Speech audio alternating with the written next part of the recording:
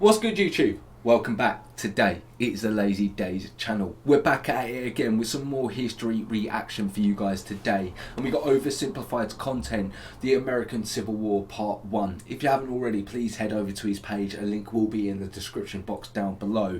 I'm looking forward to starting this series. What about yourself, Jack? Yeah, man, definitely. I love learning about the American history and how different it was. Well, it's so young. That's the thing. Yeah. I find most interesting about it. Do you know what I mean? Most other history dates so far back, but the American history is so young that it's sort of more relevant to us. Yeah, I see that. Yeah, like that's what I sort of feel like. It's more closer to home. Like it's more like within our lifespan. It's easier to sort of conceptualize. Yeah. Whereas some of the older stuff, I like it and I really enjoy it. And I love fantasy and I love that sort of medieval time period.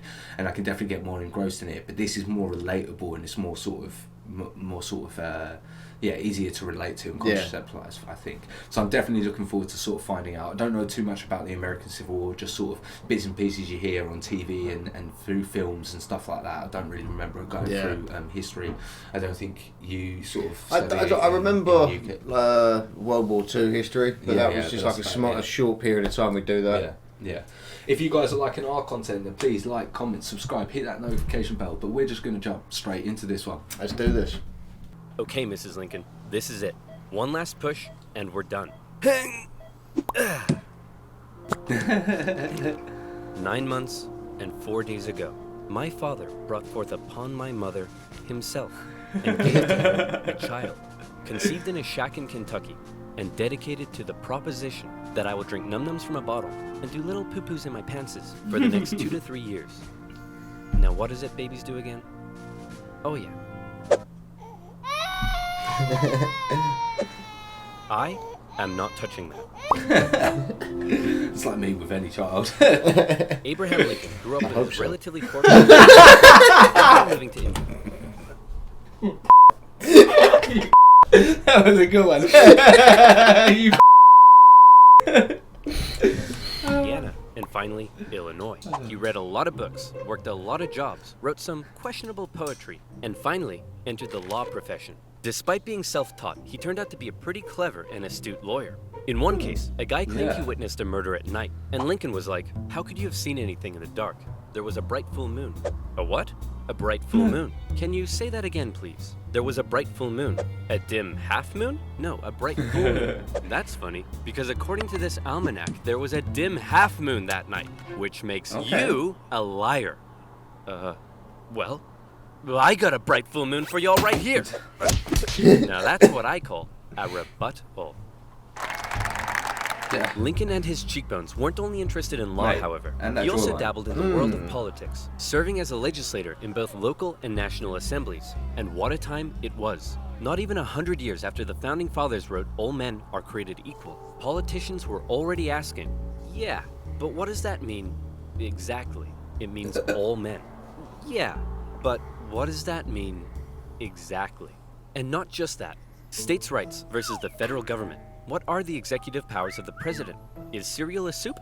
The Founding Fathers left some of these questions perhaps a little too open to interpretation. And the biggest question of them all was slavery, an ugly mark on what should have been a revolutionary new nation based on liberty and democracy. Thomas Jefferson had written a condemnation of slavery in the Declaration of Independence, but out of fear of losing Southern states' support, it was removed. Hey guys, do you think leaving this a little vague will create any unforeseen problems in the future? Cannonball! And those unforeseen problems were now beginning to rear their ugly heads. As the nation developed, the North and the South developed along two very different lines, and two very different cultural identities emerged. Northern cities began rapidly industrializing, while the Southern climate allowed for large plantations of labor-intensive crops. As a result, one half of the country didn't rely on slaves, while the other half had become economically dependent on them.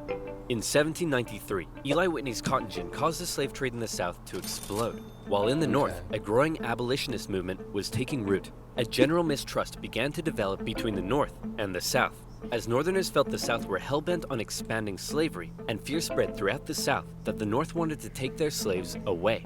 In 1819, there were 11 free states and 11 slave states. A perfect balance. a happy medium, a harmonious relationship. Hey guys, nice to meet you. I'm Missouri, and I would like to become the 23rd state. Hey buddy, welcome to the nation. We'll be happy to accept you as a free state. Oh no, you don't. You're trying to get one over on us. Missouri's gonna be a slave state. Okay, listen, why don't we just ask Missouri what it wants to be, and we slave state. Allow me to introduce to you the newest, freshest state on the scene, Maine. Hey, you can't do that, and you can't have any more slave states above this line. What? The issue of slavery is solved, and it will never come up again. A few years later, it came up again. You see, as America expanded westward, each new state or territory that was added threatened to upend the delicate balance between the slave and free states. If one faction managed to outnumber the other, it could gain an easy majority and force its own ideals on the opposing side, leaving a huge portion of the population feeling spiteful and oppressed. For a while, compromises kicked the can down the road and kept the volatile balance in check, as new free and slave states were roughly added in pairs. But then one loudmouth state just had to barge in and ruin everything as usual. The addition of Texas saw the United States enter into a war with Mexico, which they won, gaining a huge amount of land out west and creating even more problems. Hey guys, nice to meet you. I'm California, and I would like to become the 31st state. Hey buddy, welcome to the nation. We'll be happy to accept you as a southern slave state. Oh no, you don't. You're trying to get one over on us. California's gonna be a free state. Okay, listen, why don't we just ask California what it wants to be, and we can free state.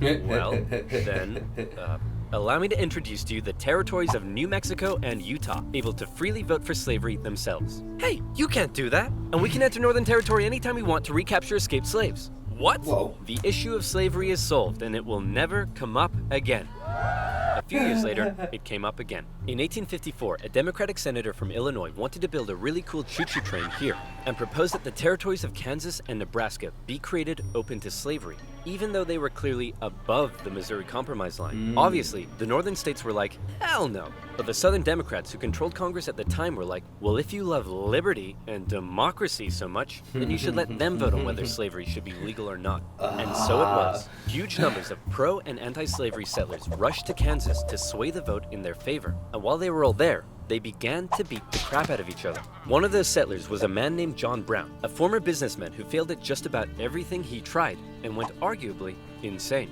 He was a radical abolitionist and dedicated much of his life to the Underground Railroad and freeing slaves. One night, in revenge for an earlier raid by pro-slavery forces, he and his sons killed a number of pro-slavery settlers in the territory, helping to kickstart years of violence known as Bleeding Kansas. Kansas and Nebraska both eventually voted in favor of outlawing slavery. But from here, the tension began to grow at a rapid pace. In 1852, author Harriet Beecher Stowe penned Uncle Tom's Cabin, a best-selling novel that exposed the terrible cruelty of slavery to the world. Oh, how awful. How morally corrupt a nation must be to allow such things to happen. Your Majesty, what should we do about all the starving children working in the coal mines? Nothing! In 1854, the Republican Party was formed. What is that, man? Why is he digging at us like that? And then, should we take the child labourers out of the mines? No! Definitely not. Definitely not. The starving children working in the coal mines. Nothing! In 1854, the Republican Party was formed, and Abraham Lincoln emerged as a leading figure. Southern Democrats viewed the new Republican Party with mistrust, believing it to be radical and abolitionist. In 1856, a politician named Charles Sumner gave a speech in Congress, calling out slave-owning Democrats with fiery language. If slavery was a woman, she'd be an ugly one. It's so interesting. Like, all it takes is one slight difference of opinion, and a country can get split. Yeah. It's insane. It's ridiculous. A senator from South Carolina would like to boinker. Representative Brooks, do you have a rebuttal? Oh, I have a rebuttal, all right. Yeah, here's a rebuttal for you. Oh, come on. Surely this isn't allowed. I don't know. I'll have to consult the rule book. I can't find anything about caning a political opponent, but it says here I'm not allowed to wear women's underwear. Uh-oh. News of the violence on the Senate floor took the nation by storm. Southern slave owners sent Representative Brooks new canes to replace his now broken one. And on the floors of Congress, politicians carried weapons in self-defense, which is never a good sign. In 1857, the Supreme Court ruled in the Dred Scott case. Could you imagine that you found out that the Houses of Parliament were now bringing in weapons because they were afraid the other side were going to shoot them? That's insane. That's insane. That's insane. I'm like, and we're leaving it to these people? Like, how have we allowed these people to get in control? That's insane. That's so scary. The Supreme Court ruled in the Dred Scott case that all people of African descent, slave or free, could not be citizens, and therefore could not sue for their own freedom under any circumstances, undoing years of progress with the strike of a gavel. Now, within all this bitter debate over slavery, there were many nuances. North versus South, Republican versus Democrat, states versus the federal government. But let's strip all of that away. For 4 million individuals living in America, this wasn't about political intrigue or party alignment. It was about the basic human right to be free. Men, women, and children were stolen from their homelands and brought to the American continent, where for generations they were considered to be property, forced to live in poverty, and work from sunrise to sunset. Plantation overseers did whatever they felt was necessary to get the most out of their slaves. Punishments were often barbaric. Families were regularly separated, and parents could often only watch, as their children were auctioned off, never to be seen again. Thousands of slaves took the treacherous risk of running away, and abolitionists in the North helped many escape via the Underground Railroad, as bounty hunters entered the North to chase them down. Leading figures within the abolitionist movement included many significant free black men and women. But it's important to note that for many of the anti-slavery white individuals in the North, opposition to slavery was often an economic issue, not a moral one, as many worried large plantations would take their lands and livelihoods away.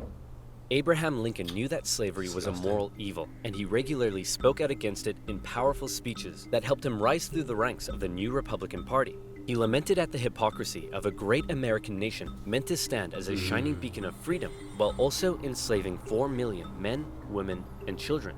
He most famously declared in 1858 that a house divided against... Like, it's so contradictory to, like, be this free state and then have slaves. Yeah. Like, it's you not, like, it's so, it just contradicts yourself, to what I mean, so much. I can't believe they took it off the amendment just because they thought they were going to lose, like, votes. Yeah, that's insane. Itself cannot stand that one day slavery in America would end. However, even Lincoln was cautious in his opposition. He didn't want to outlaw it entirely, but simply prevent its expansion, so that given enough time, he believed it would naturally die out. Thankfully, history would force his hand. In October 1859, one abolitionist decided he'd try to single-handedly take down slavery by force. Who would be crazy enough to even attempt such a thing? It's our good friend, John Brown.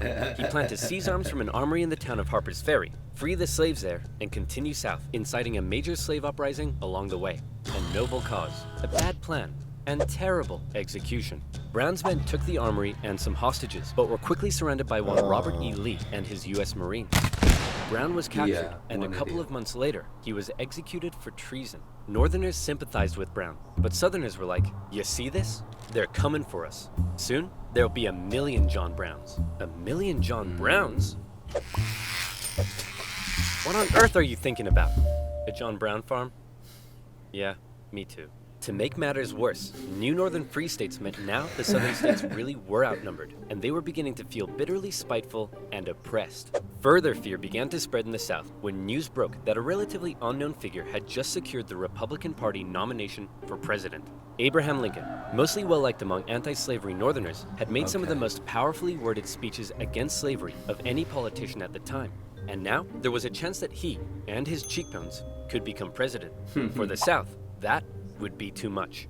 In the 1860 election, Lincoln's name didn't even appear on the ballot in 10 southern states. But much to their horror, when the final results came in, Lincoln had won by an electoral college landslide. Lincoln himself tried to calm their fear. How many times do I have to tell you I'm not insane? Trump's like moaning about his presidency like not going down well and being dodged. They literally didn't put Lincoln's name. The Conservative Party didn't even literally put his name on 10 states and he still won. Trump moan about that. That's what you need to moan about. Oh mate, that's insane. Like, that's how popular he was. Now that is a landslide. I did not know that. I didn't know that. That's insane. And he still won. Times do I have to tell you I'm not gonna take away your slaves? Yeah, right, Honest Abe. We've had enough of you Northerners. We're gonna go form our own country. You can't do that. Why not? Well, if you had won the election, would it be okay for us to leave? Of course not. Well, why not? Because that's not how victim mentality works. Many states felt that when they joined the Union, they always withheld the right to leave it whenever they pleased. Many people living in 19th century America often felt more loyalty to their state than to the nation. And now, with the South feeling like it had lost its voice in the federal government, they were out of here. South Carolina was the first to go, and over a period of 6 months, one by one, 11 slave states officially seceded from the Union, with just 4 contested border states opting to remain. The seceding states issued a number of official documents justifying their secession. South Carolina proclaimed that it was northern states' hostility to slavery that rendered the federal government illegitimate. Mississippi declared that their position was thoroughly identified with the institution of slavery. And in a speech, the Confederate vice president stated that the new Confederate government rested upon what he called the great truth of racial inequality. Revered American generals, such as Robert E. Lee, opted to side with their states over the Union. And with all the chaos, one New York lawyer wrote that rather than a bald eagle, America's national bird should be a debilitated chicken. And hey, I kind of like that. One man, watching the crisis unfold, knew it would be his job to solve it. Lincoln was just about to hop on a train and become the President of the United States of America. Hey man, you're hella ugly. Grow a beard or something to hide that face. Good idea. Still ugly. With assassination plots already underway, Lincoln had to travel to Washington, D.C. under heavy disguise and protection. All along the way, he received stacks of threatening letters. May the hand of the devil strike you down. You are destroying this country. Damn you, every breath you take. Love from... Grandma? At his inauguration speech, Lincoln once again reiterated that no, I do not want to take away anyone's slaves. But for Lincoln, he did want to preserve the Union. He declared secession to be nothing but an illegitimate rebellion. In your hands and not in mine, he said, is the momentous issue of civil war. You can have no conflict without being yourselves the aggressors. We are not enemies, but friends. It was clear Lincoln was ready and willing to get freaky and open up a can of Scatman John if he had to. Whether he had the support of the people, however, was in question. In the end, it was the Confederates that fired the first shot.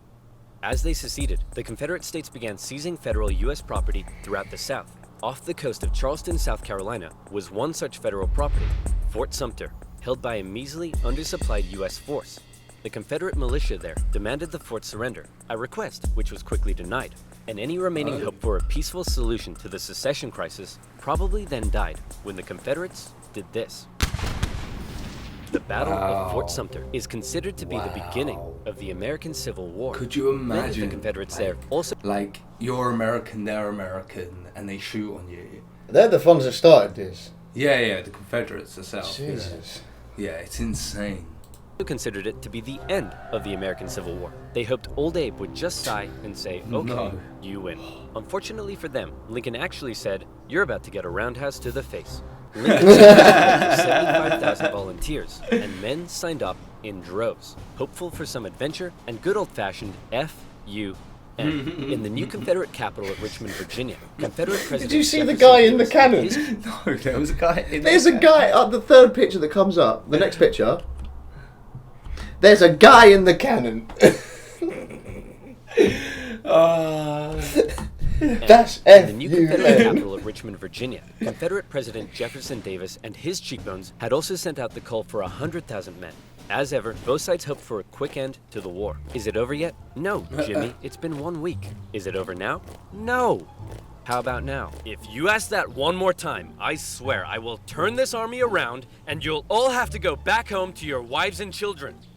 But in particular, the South knew the conflict would pose a bit of a challenge. How can we expect to win with a population of only 5 million against 22 million in the North? If you count us 4 million slaves, you'd have 9 million. Great idea. Hand these rifles out to all the Wait a minute.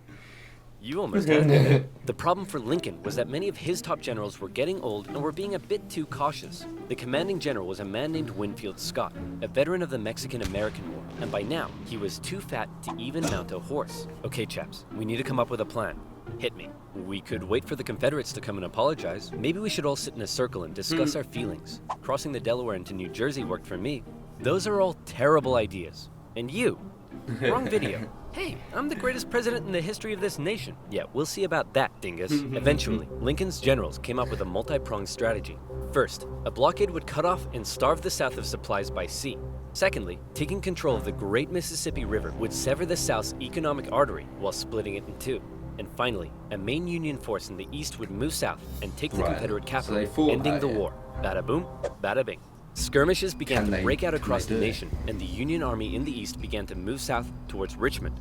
Everything seemed to be going well until they reached Manassas, where they came upon a large Confederate force. It's almost like they were waiting for us. How did they know?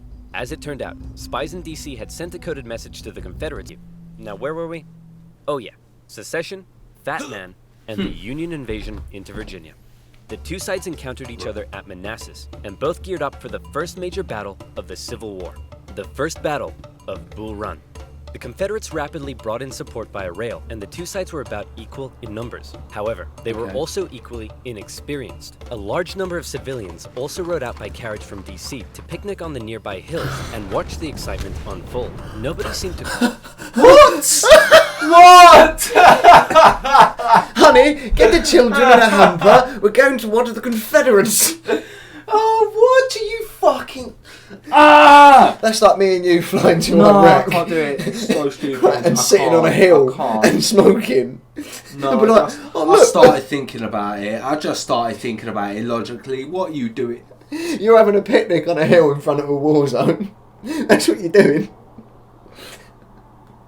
It's all the faith I've gained in humanity, stuff like that makes me lose it. Like, what are you... Oh, let's go and have a picnic. Americans, man. What?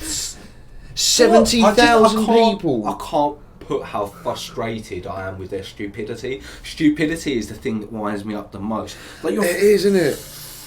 Stupid.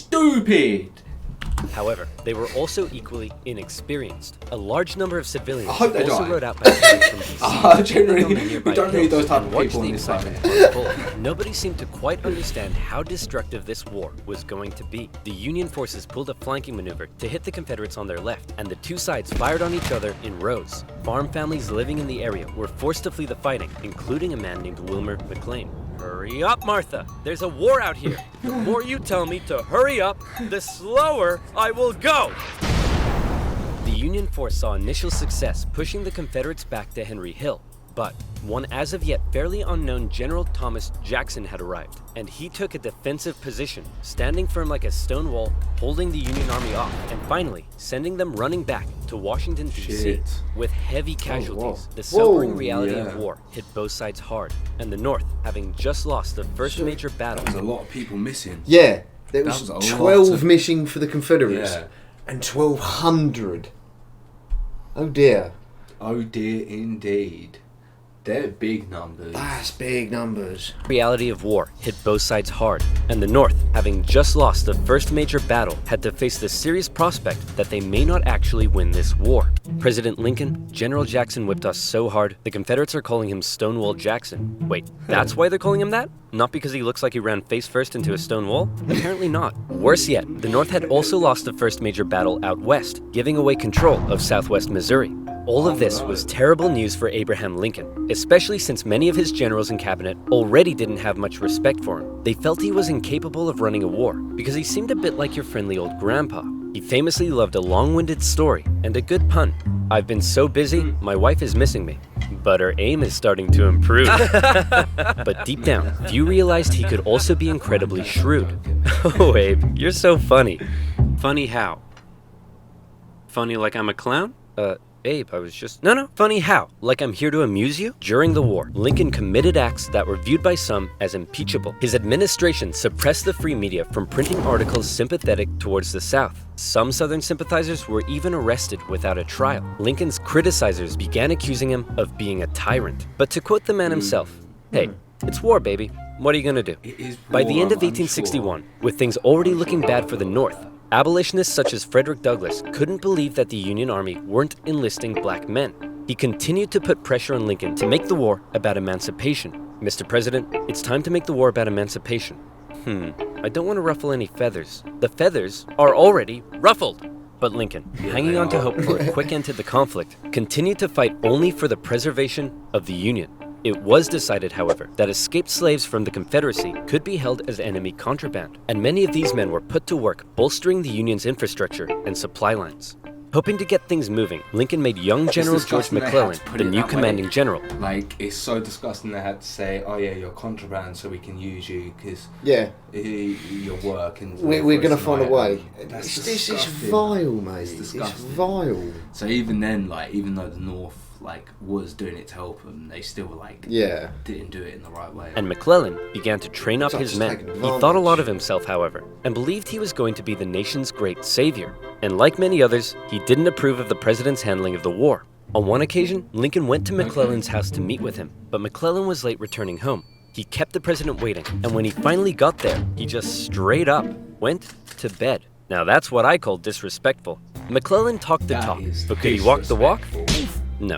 Like Lincoln's other generals, McClellan was maddeningly cautious. Hey man, could you move south and attack the enemy? What? Are you crazy? What if they have a big scary army down there? They probably do. What? Oh my gosh! McClellan worried that he did not have the numbers he needed to fight effectively. What if they have like 10,000 men? Okay, no problem. We'll get you 20,000 men. Well, what if they have 30,000 men? I'll need 40. Okay, you can have 40. Well, what if they have 50? I'll need 60. Lincoln tried, but it was all in vain. McClellan would not make a move for the rest of the year. The North's one saving grace for now was a general out west fighting in Kentucky and Tennessee, General Ulysses S. Grant. What an absolute dickhead. If you're going to say you're better, and if you're going to talk the talk, you go, give me 30,000 men, I'll send some men to scout it, find out how many they have. If they have 50, I'll ask for more. You know what I mean? If you're 10,000 men down, you might take that 10,000 men down. Even I'm not an expert, but I think you got more of a chance with 10,000. There's a chance with only 10,000 less. There's a chance that if you look at the battlefield right and you play things right, then yeah. Do you know what I mean? It's it's when it starts getting 50 that you're like, 2 to 1. Yeah. This is going to be a bit difficult. General Ulysses S. Grant. Cool, collected, methodical, and a big fan of whiskey. His chief of staff took it upon himself to keep Grant sober. One officer said that Grant habitually wore an expression as though he were determined to drive his head through a brick wall and was about to do it. And that determination led him to score a number of key victories when others around him were failing. At the Battle of Fort Donelson, Grant was like, "Why does Stonewall Jackson get a cool nickname and I don't? I want a cool nickname." "Sir, the Confederates say they're ready to surrender and want to know your terms." "No terms, just unconditional surrender." Hey, unconditional surrender Grant. That's a pretty cool nickname, right? Guys? Right? Yeah. Later in April 1862, the Confederates launched a sudden attack on Grant's army at Shiloh, but the determined, unconditional surrender Grant threw his lines at the rebels and sent them running. The battle resulted in the heaviest casualties in U.S. history so far, and despite his victory, Grant found himself under fire.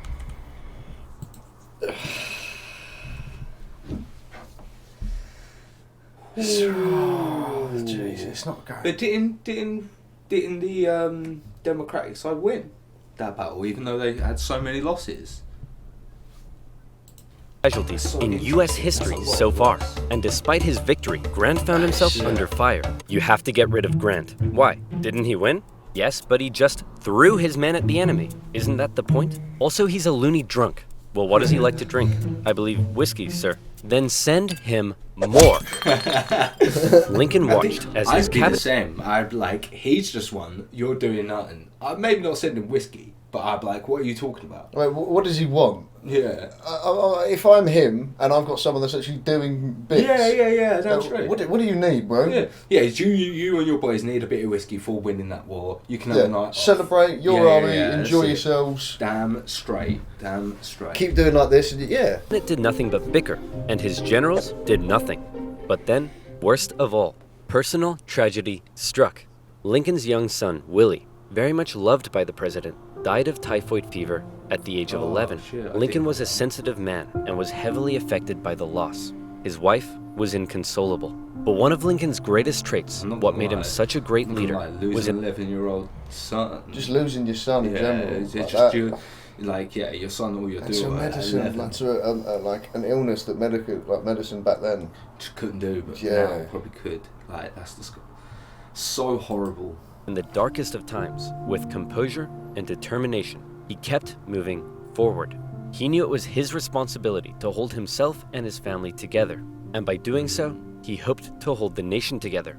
And he had it with McClellan's inaction. Lincoln decided he was gonna take control. In March 1862, Lincoln firmly ordered McClellan to once again move south towards Richmond. McClellan insisted instead they move by sea to the Virginia Peninsula and attack Richmond from the southeast. Yes, said Lincoln. Okay, anything. Lincoln held on to some of McClellan's men to defend D.C. from a nearby Stonewall Jackson wreaking havoc in the Shenandoah Valley, and he sent McClellan south. McClellan landed on the peninsula, and he began to move inland. He came up against a small Confederate army that had dug in at Yorktown. McClellan vastly outnumbered the force, but it's said that Confederate General Magruder deceived McClellan by cleverly maneuvering his smaller force and making McClellan believe he faced a huge army. No, you have way more men than that. Move forward. No. McClellan settled in for a month-long siege, giving time for Johnston to move south from Manassas and Magruder time to retreat. When he finally entered the city and found it, honestly, I just wouldn't have even bothered. I would have just left him there. Just leave him. And no, I would have got rid of him, put someone else in charge. No, I would have left him in the slot in the north. I wouldn't have brought him down there. No. I would have let someone else do it. Yeah. To retreat. When he finally entered the city and found it deserted, he declared it a victory, calling his success brilliant. Then, after meeting some resistance at Williamsburg, McClellan moved to within just 20 miles of Richmond. His army's able to hear the church bells ringing in the enemy capital. You still outnumber them. Go give him hell. No. McClellan once again held back, moving slowly and defensively. And with his army split in two, the Confederates saw an opportunity to strike back. McClellan's advance was halted, and now the Confederates pulled an ace out of their sleeve. General Lee, you're up. Do you think we should evacuate Richmond? No, Mr. President, no need. General Robert E. Lee, one of the most brilliant military commanders of the time, was now in charge. One of his biggest strengths was his ability to read the mind of his enemy, and he knew McClellan was cautious and weak. After moving Stonewall Jackson south to join him, and even though he had a smaller army, Lee hit McClellan in a series of fast-paced, close combat battles that had McClellan spooked. McClellan retreated the Union Army back again and again and again, escaping the peninsula and returning to D.C. Lee had defeated McClellan, and the campaign had failed. Well, that was a major success. A success? Tell me exactly what was successful about that. Well, we successfully retreated. You lost. I didn't lose. I merely failed to win. Things just kept looking worse for the North. At least their navy had seen some success, capturing a number of key port cities, notably when they steamrolled past Confederate forts to take New Orleans. And speaking of the navy, both sides had begun using ironclads. So that's pretty cool. But in the east, they still weren't having any luck. After McClellan's disastrous campaign, Lincoln briefly sent out one General John Pope to attack Northern Virginia. Hey man, just checking in. How's it going? Well, the Confederates kicked my butt at Cedar Mountain. Then they raided my camp and ran off with my money and clothes. Also, I appear to have been wedgied. Lee defeated Pope at yet another battle at Bull Run, in which nearby farm families once again got caught up in the fighting. Hurry up, Martha! There's another war out here! I'm waiting for my hair to dry! Wilmer McLean, sick of war, moved his family south, where he knew the war would definitely, absolutely, never touch him again. What an idiot. But Lincoln had yet another problem to contend with. European powers, in particular the UK, were looking increasingly like they may intervene diplomatically on the side of the Confederates. They were missing their precious supply of southern cotton because of the Union blockade, and they wanted to see a swift conclusion to the war. The tension between America and Great Britain had been increasing, especially after Confederate diplomats were discovered on a British ship. Now, after McClellan's failure to take Richmond, the UK declared it impossible for the North to win. Lincoln needed something to prevent Europe from getting involved, and after more petitioning from abolitionists, looking peak. Like everyone's going, you're not going to win, and we have to do something because this is pointless now. Like, and going, we're going to defeat you because you're not going to win. There's no point. Like, that's insane. Decided maybe the time was finally right to make the war about ending the institution he hated, slavery. If the North had a noble cause to fight for, Europe would be less likely to intervene. But Lincoln and his cabinet knew before they could declare something as radical as emancipation, they needed a victory, especially now that the Confederates were about to go on the attack. Aware that he had a limited number of men and supplies, Lee now hoped that if he could just threaten Washington, D.C. militarily, he would gain Europe's recognition and crush Northern morale in time for the midterm elections, forcing the North to negotiate. With confidence at an all-time high, for the first time, Robert E. Lee invaded the North. But on September 13th, the North finally had some luck. Oh boy, it's my lucky day. A cigar in a field. Hey, what's this wrapped around it? Oh my gosh! That's right, the North had discovered General Lee's battle plans wrapped around some cigars. And in them, they saw that Lee had split up his forces. McClellan headed out from DC, and the two sides met in the Battle of Antietam, a crucial battle that would decide the course of the war. It saw the most vicious fighting to date, and still remains the single bloodiest day in American history. But, for once, the North came out victorious, and Lee was forced to retreat. He's on the run. Chase him down and finish him off. No. You know what, old buddy, old pal? You're fired. The North had won a crucial victory. Lincoln breathed a huge sigh of relief, and with that win, he was prepared to take a huge step. On September 22nd, the Emancipation Proclamation was issued. In January, all slaves held in the Confederate States would be, as far as the U.S. government was concerned, officially free. Throughout the North, free black men and women rejoiced, knowing that if the North were to win, their brothers and sisters would no longer be held in bondage. The proclamation also had the intended effect on Europe, who were not willing to oppose a pledge to end slavery. An outraged Confederacy knew that Lincoln had given the war a new meaning. It was no longer just about the preservation of the Union. Now, it was about creating a new Union, washed clean of its original sin. A Union without slavery. And that'll be in part 2. Can't wait for that, man. I am definitely looking forward to seeing part 2 yourself, Jack. Yeah, definitely. Indeed. If you haven't already, please head over to Oversimplified. The link will be in the description box down below. I enjoyed the content, so did Jack. If you enjoyed the content, like, comment, subscribe, hit the notification bell. But we're just going to catch you in the next one. In a bit.